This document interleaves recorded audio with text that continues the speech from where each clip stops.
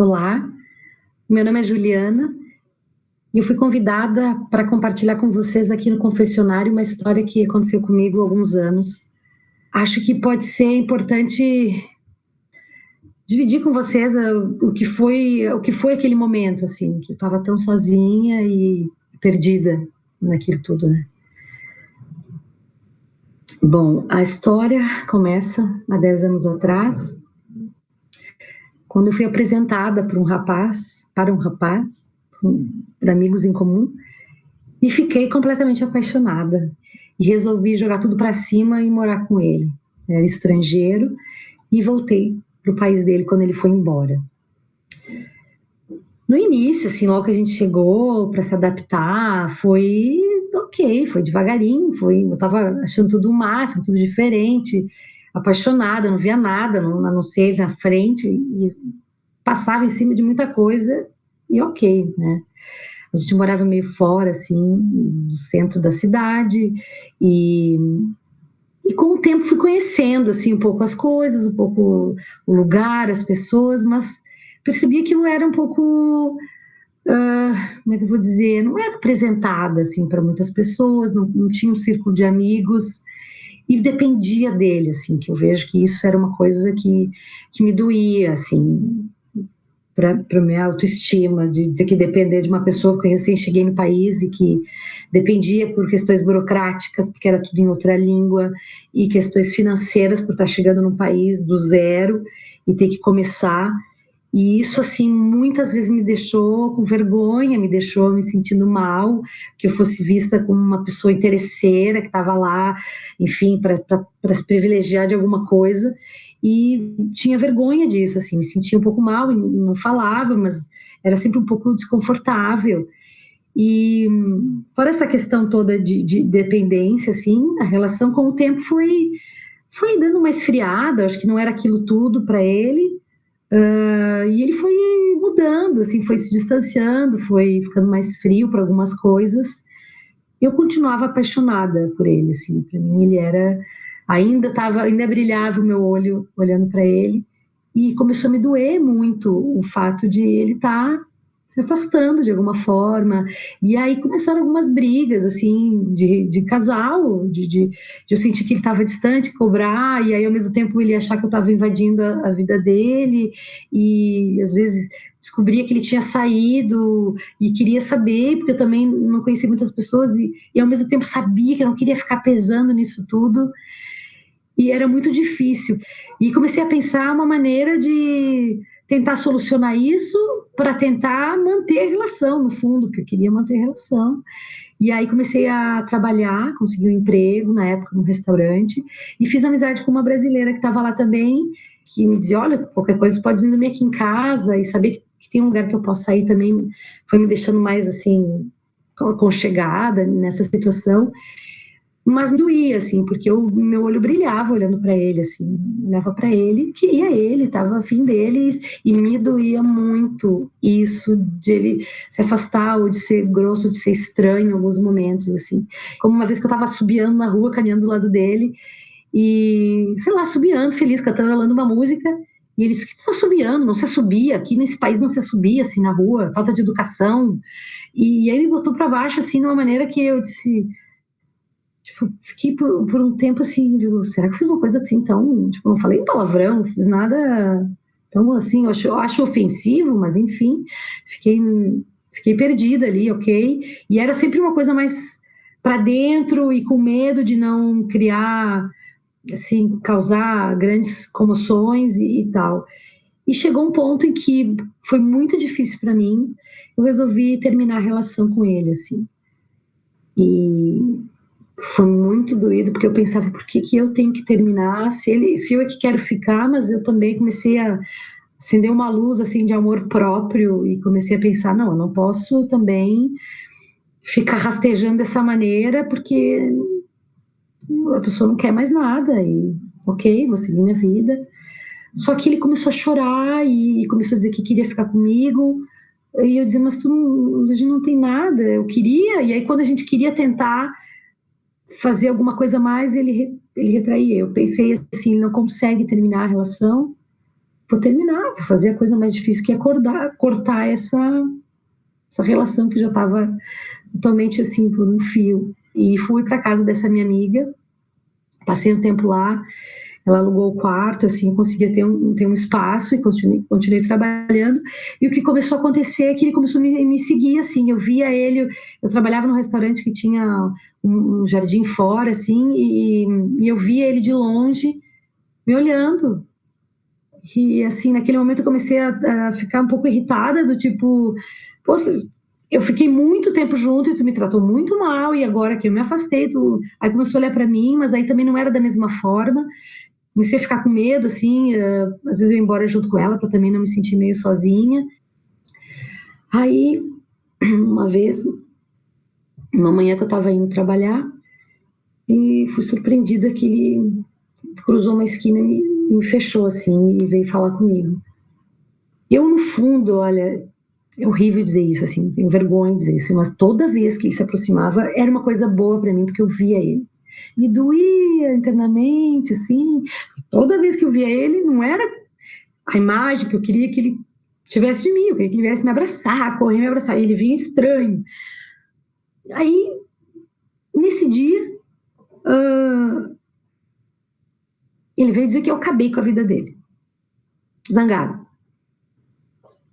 Acabou a minha vida, agora, como se estivesse passando por uma dificuldade, mas assim, com raiva de mim, e não, tipo, não passava pela cabeça dele voltar, só reclamava que estava desconfortável, estava ruim para ele. E aí fui tentar passar a mão no braço dele, desespera, né? Se a gente pode ficar amigo, e eles não toquem em mim. Só que ele me empurrou, e eu desequilibrei, tinha uma cerquinha assim, era uma pracinha, tinha assim os arbustos, e tinha uma cerquinha pequenininha, umas grades assim com ponta, e eu caí com o ombro em cima, assim, com o braço em cima, e furou aqui embaixo. Mas na hora fiquei ali, levantei, não entrei assim, mas furei, cortei, começou a sair sangue, começou a doer, e nessa hora só disse, se afasta, vai embora, ele até chamou a ambulância, que eu fiquei toda perdida, eu nem sabia o número direito para chamar a ambulância no outro país, e ele veio, queria ir junto, assim, parecia que estava só, sei lá, queria que ele cuidasse de mim, claro que eu queria dizer, vem, mas aí dei raiva, porque, tipo, por que foi agressivo mais uma vez?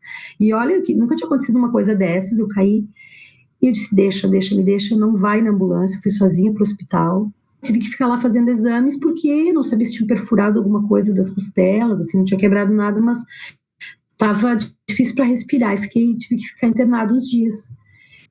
E nesse período, que eu não sei se foi nesse período, foi quando, porque eu não sei quando foi, mas ele tinha uma arma. E eu não sei de onde é que saiu isso, eu nunca tinha visto, quando a gente morava junto. E teve um dia, acho que foi no segundo dia que eu estava internada, que ele entrou no hospital e disse que era meu familiar, porque não tinha autorizado ninguém a entrar, e ele disse, não, eu sou familiar dela. E ele entrou no meu quarto. E quando ele abre a porta, você vem abrir a porta para ele entrar, primeira coisa que eu vi, brilhei o olho por ter visto ele. Pensei assim, ele fez todo esse esforço, ele veio até aqui, ele vai pedir desculpa, ele vai voltar, a gente vai conseguir voltar e ficar junto de novo, a gente vai voltar a ser um casal, a gente vai ter uma história. Eu esqueço tudo, eu tava assim, esqueço tudo. Mas não falei nada, fiquei olhando pra ele. E ele veio com uma cara meio estranha, assim, direto assim, na minha direção. E eu não vi que ele tinha uma arma na mão. Só olhei para os olhos dele, estava acompanhando ele, quando eu vejo que ele se aproxima, ele diz mais uma vez a frase, tu acabou com a minha vida. E me deu 3 tiros na cabeça.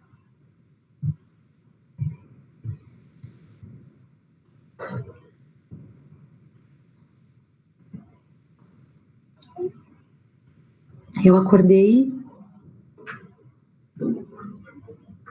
eu acho que uns 2, 3 dias depois, porque apaguei, só lembro dele levantando em direção à minha cabeça. Ele foi preso em flagrante, porque estava no hospital, era de dia, horário de visita com as pessoas, prenderam, preso imediatamente. Eu fiquei ainda tempo da recuperação.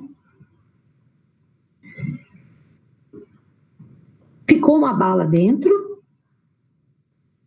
que não, a princípio não vai evoluir para nada, mas uma parte afetou a coordenação motora da minha perna, o que hoje em dia eu lido bem e levo a minha vida normal, não faz diferença.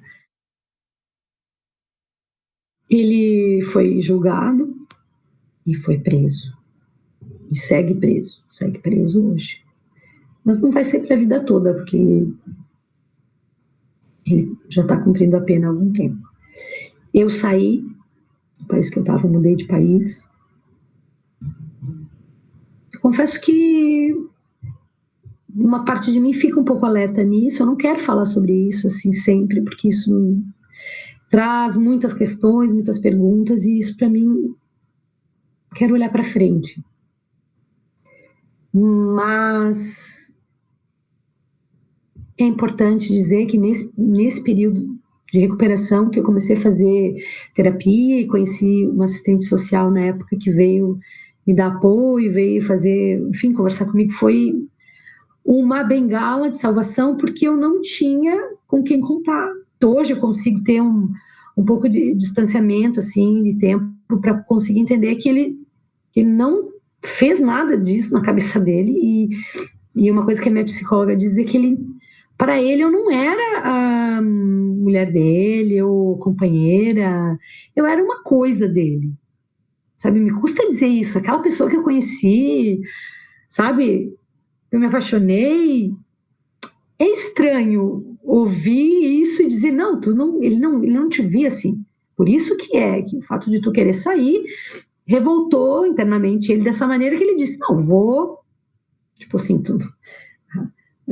não vai estar comigo, também não vai estar com ninguém, morre. E as palavras que ficaram, que a culpa é tua, é horrível, horrível, palavra culpa, nesse contexto, assim, que eu já me sentia, já ponderava tanta coisa, e ouvi isso dessa maneira, isso ficou martelando na minha cabeça há muito tempo. Uma coisa que eu vejo hoje, que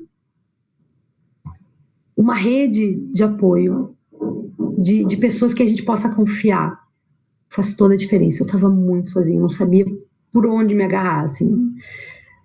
Aquelas pessoas que eu conhecia me ajudaram, ficaram comigo, foram uma espécie de família naquele momento, mas eu percebo que a gente sofre infinitamente mais quando está sozinho, e a gente acaba numa relação se fechando, porque a gente quer se fechar, porque nada mais importa no mundo, mas isso é o que piora muitas vezes, e aí volto às vezes a pensar que é culpa, mas não, sabe, não. Hoje em dia olho para frente, a minha vida segue, eu importo, eu tô aqui, e se alguma de vocês está passando por isso, sabe, acredita, porque a gente não acredita na gente, a gente acha que não, que a gente fez alguma coisa errada, tem alguma coisa que devia ter feito, alguma coisa, a gente tem um senso de responsabilidade, de autorresponsabilidade, que às vezes é usado contra nós, né, a favor das outras pessoas. Então, buscar apoio, conversa com alguém, porque sozinha a gente fica realmente muito fragilizada. Era isso. Queria dizer que a vida segue, que os sonhos seguem. Eu estou ainda morando aqui na Europa, eu mudei de país, comecei outra vida, tem outra história muito linda, e ia voltar para o Brasil agora, antes dessa situação da pandemia, porque quero estar de volta, eu preciso me fortificar e estar perto das minhas raízes, e isso de afastar, que a gente tem de ir para o mundo, não esquecer das nossas raízes. E então queria deixar um beijo, e que podem contar comigo, e se alguma coisa serviu, que bom, porque a gente aprende no caminho. Beijo grande.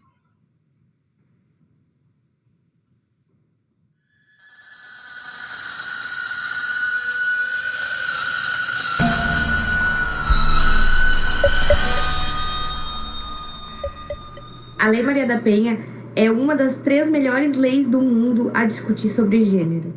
O Brasil tem uma das leis mais importantes para se discutir proteção dos direitos das mulheres.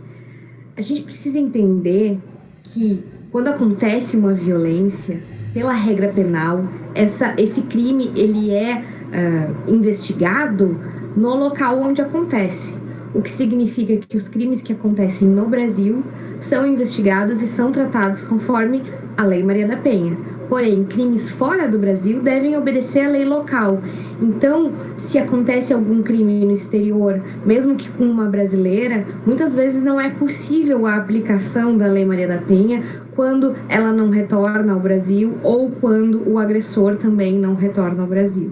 E a gente precisa entender a importância de ter um mecanismo tão eficiente quanto a Lei Maria da Penha para proteger as mulheres. E a gente de vez em quando só percebe isso quando a gente sai do país e entende que em outros lugares a proteção não existe ou então a lei é diferente e não é tão abrangente.